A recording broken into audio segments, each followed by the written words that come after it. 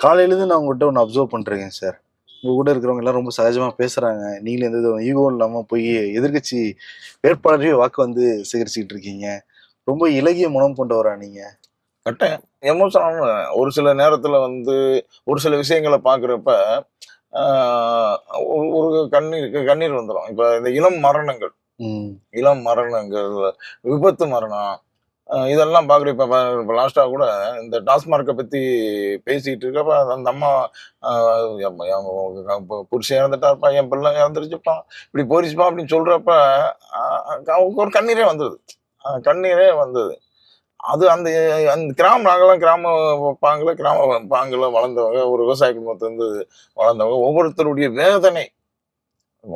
மனவேதனை, அவங்களுடைய கஷ்டம் தெரியும். ம். அந்த கஷ்டம் இருக்கக்கூடாதுன்னு இருக்கக்கூடாதுன்னு நெனைக்கிறோம். ஆ நெனைக்கிறோம்.